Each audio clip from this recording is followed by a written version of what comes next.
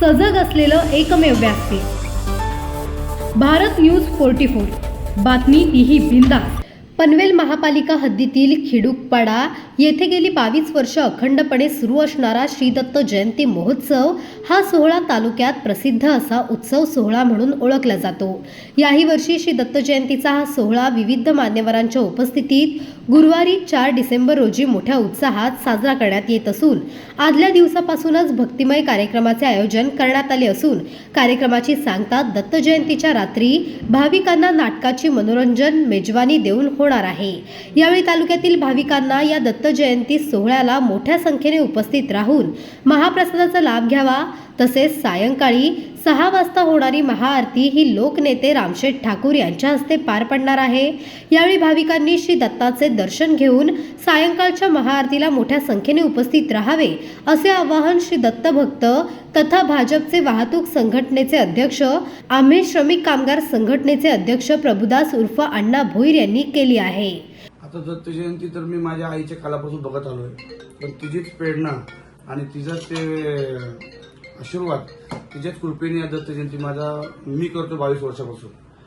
तर सर्व मान्यवरांना सर्वांना मी एक माझे ग्रामस्थाच्या वतीने सर्वांना मी एक आवाहन करेन का हाच माझा तुम्हाला एक जर आमंत्रण पोहोचलं नसेल तर तुम्हाला एक विनंती आहे का बाबा तुम्ही माझ्या दत्त जयंतीचा महाप्रसादाचा लाभ घ्यायला यावा। आणि आज ज्या उत्सवात मी दत्त जयंती करतोय तर तुमच्या पायीच करतो, तुम्ही लोक येतात तेव्हाच माझा जबरा सोहळा माझा पूर्ण होतो। तर सकाळपासून आपला कार्यक्रम चालू होतो, जसं सत्यनारायण महापूजा सकाळी 10 पर्यंत चालू होते, मग संध्याकाळची दुपारची आरती होते व संध्याकाळची महाआरती आहे। म्हणजे दिवसभर म्हणजे भजन कीर्तन हे चालूच असते। एक दिवस अगोदर आपला कीर्तन सुद्धा असतो, तर तसंच दिवसभर कार्यक्रम संध्याकाळी एक नाटकाचा प्रोग्राम असतो आपला। हे दिवसभर म्हणजे कार्यक्रम आरोग्य शिबिर आहे दुपारी, म्हणजे असे विविध कार्यक्रम लहान मुलांना खेळण्यासाठी म्हणजे दिवसभर कार्य चालूच असते। तुमच्या या लोकनेते आमचे सन्माननीय रामशेठ ठाकूर साहेब येणार आहेत, प्रशांत दादा येणार आहेत, विक्रांत दादा येणार आहेत, महेश शेट्टी येणार आहेत, असे सर्व प्रशांत दादा येणार म्हणजे सर्व मान्यवर येणार आहेत। असे विविध कार्यकर्ते सर्व पक्षाचे येणार आहेत। असं म्हणजे जेव्हा दत्त जयंती हा म्हणजे सर्वच आहे, तर मग सर्व कार्यकर्ते सर्व मान्यवर येतील आणि देवाचा आशीर्वाद देतील आणि आम्हाला आशीर्वाद देऊन जातील।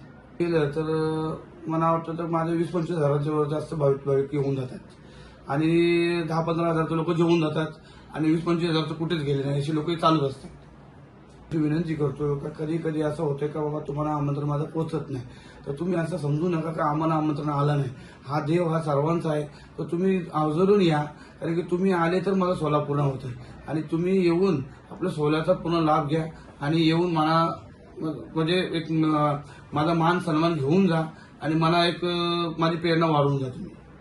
तर आम्ही एक दिवस अगोदर यासाठी येतो का गाणगापूरला एक दिवस अगोदर दत्त जयंती असतो, मग म्हणजे त्याच कृपेने एक आमच्या काही मार्गदर्शक लोकांनी सांगितलेलं आहे का आपण एक त्या दिवशी पण एक कीर्तन ठेवायला पाहिजे। तर आम्ही संध्याकाळी 8 वाजता 3 तारखेला पण आमचं कीर्तन असतो आणि 4 तारखेला दत्त दिवशी दिवसभरात कार्यक्रम चालू असतात, म्हणजे भजन कीर्तन म्हणजे हरिपाठ आणि भजन असे 3 खारघरचं भजन असतो, खिडूकपाडा गावाचा कीर्तन असतो, भजन असतो, मग दिवसभर कार्यक्रम चालू असतात आणि संध्याकाळी 8ला आपला नाटक असतो।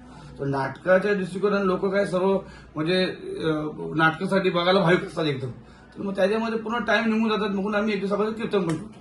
नाटक कुठलं? फॅमिलीची गंमत, सागर कारंडे आहे, संतोष पवार आहे, म्हणजे अशी बरेच म्हणजे स्टार लोक आहेत, पडद्यावाले ते लोक स्वतः येणार आहेत आणि त्यांचा म्हणजे आपल्या खिडूकपाडा गावामध्ये असा कुठलाच जो स्टार झाला नाही जो इथे आपलं नाटक करून गेला नाही, सर्व स्टारच आहेत।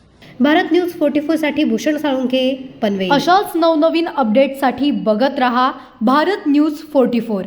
सत्याचा प्रकाश, बातम्यांचा विश्वास।